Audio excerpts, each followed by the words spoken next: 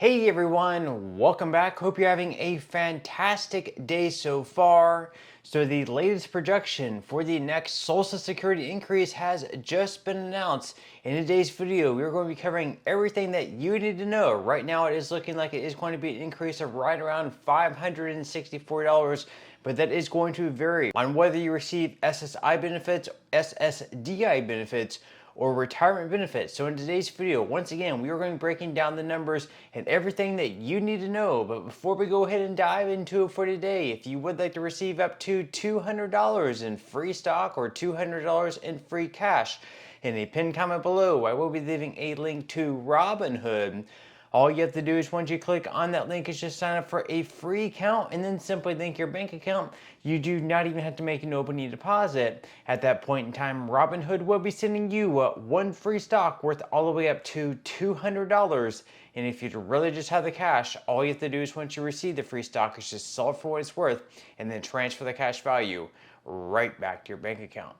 Okay, so diving right into it for today. So once again, the latest projection for the next Social Security increase has just been announced, and even though we are right around 5 months away from the official number being released, we are getting closer and closer to knowing exactly how high, how big the next increase is going to be looking. Once again, it is going to be right around $564 on average, but that is going to vary depending whether you receive SSI benefits, SSDI benefits, or retirement benefits, and of course also how much you currently receive in your benefit check on a month-to-month basis. So according to CNBC, the Social Security cost of living adjustment for 2026 is on pace to be the lowest annual benefit increase in 5 years, according to new estimates. But that may change depending on the pace of inflation in the coming months. The COLA may be 2.4% in 2026, according to new projections from Mary Johnson,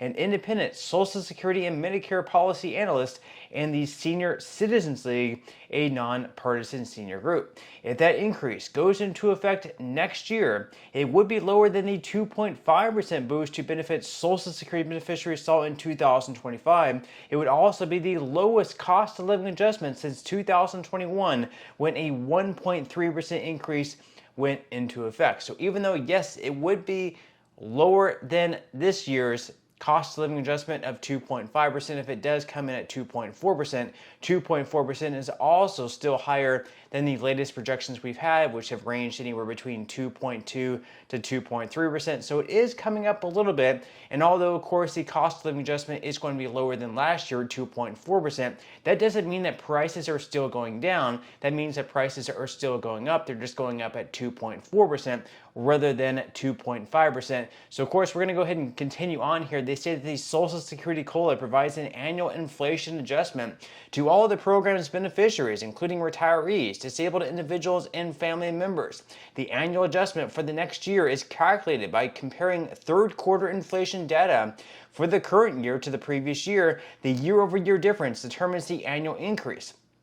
However, if there is no rise in the consumer price index for urban wage earners and clerical workers, or CPIW from year to year, the COLA may be zero, which it has been zero a few different times over the past 20 years or so, and the CPIW is used to calculate the Social Security's COLA increased by 2.1% over the past 12 months, according to data released Tuesday by the Bureau of Labor Statistics. So once again, even though inflation is coming down, that again, it does not mean that prices are decreasing. If you paid $2 for eggs last year, for example, or any item, that doesn't mean that you're now paying $1.90. It just means you're paying maybe $2.01, whereas before you might have been paying like $2.03 because inflation is rising at a slower pace than what it previously has. Now, they go on here to say that in the months ahead, two factors may affect retirees, cost of living experts say. So first off, tariffs may push inflation higher. So inflation, as measured by the broader consumer price index,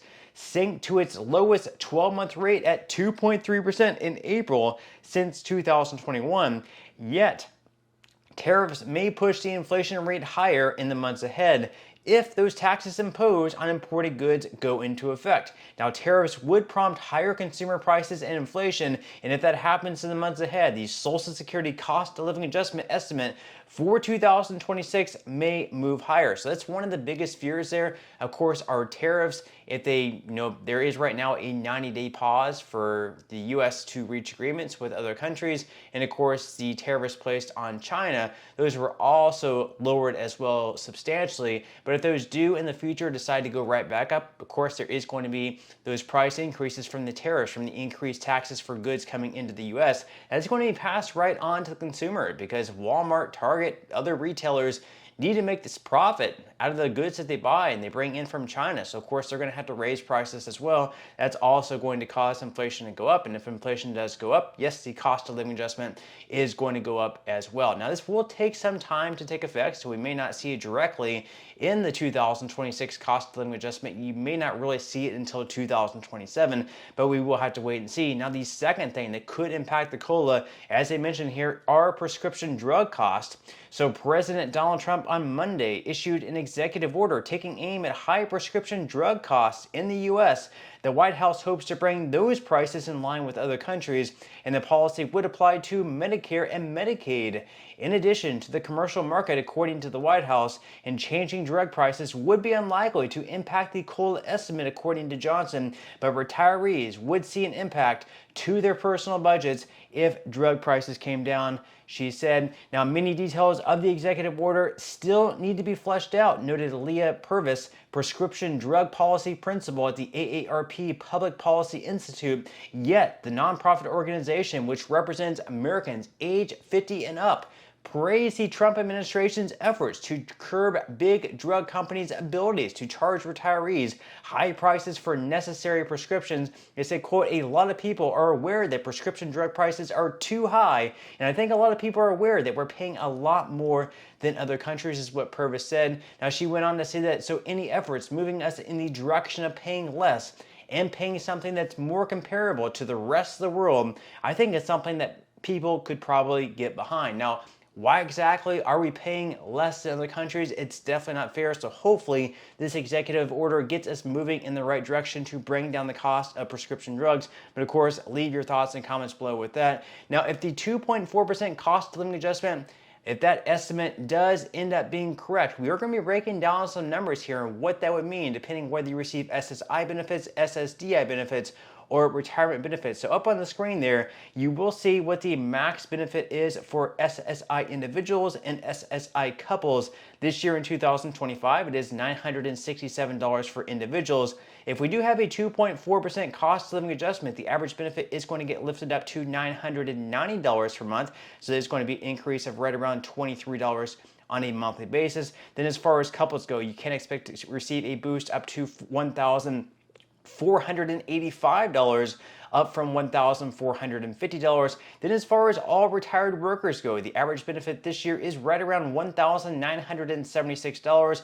That amount would get lifted up to $2,023 per month with a 2.4% cost of living adjustment. Then as far as age couples both receiving benefits, you would expect to receive an average check next year of $3,163 a month, lifted up from $3,089 a month with a 2.4% cost of living adjustment. And then as far as all disabled workers, this year the average is right around $1,580 with a 2.4% increase from the cost of living adjustment next year. That would give a boost up to $1,618 on a monthly basis. So with that said, leave your thoughts in the comments below. What do you think about a 2.4% cost of living adjustment? Would you be happy with it? Would you be dissatisfied? Leave your thoughts in comments below. But that's all we have for today's video, and I will see you in the next one.